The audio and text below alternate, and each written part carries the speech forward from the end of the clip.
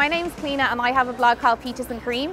Today I'm outside Havana Therapy in the IFSC in Dublin and I'm about to have my third session of all over body laser hair removal, so come check it out with me. My name is Caroline Hooper, Certified Laser Specialist Trainer, and I'm also Clinical Director of a chain of clinics in Dublin. If you're a doctor, nurse, beautician or somebody looking to get into the aesthetic industry, you should consider downloading your free training module on laser hair removal in the description below this video, which I've provided for you completely free. Welcome back to another tutorial, or if you're new, please subscribe. I got into blogging. I started my blog a couple of years ago when I was studying for my master's in journalism, and the reason I started the blog was because I was doing a module called online journalism, and I knew I always wanted to write about beauty and fashion and lifestyle related subjects, but I never thought that it would be in a blog medium. I always kind of envisaged that I'd be writing for a magazine or something like that, which is why I did journalism initially.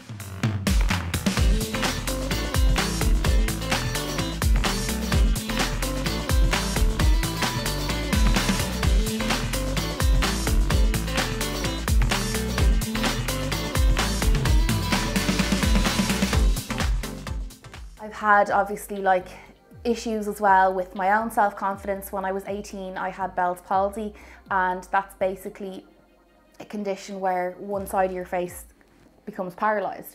So it almost looks like you've had a stroke, like the whole side of your face droops down and stuff. So I was dealing with a lot of stuff then between the age of 18 to 20, like with my own self-confidence, I guess you could say. So I just kind of wanted to have this platform where I could share all this information and recommend products that would fix particular issues for people, you know what I mean? So if people suffer from acne, I wanted to have the best acne solutions, or if people had blackheads, or etc, just anything really.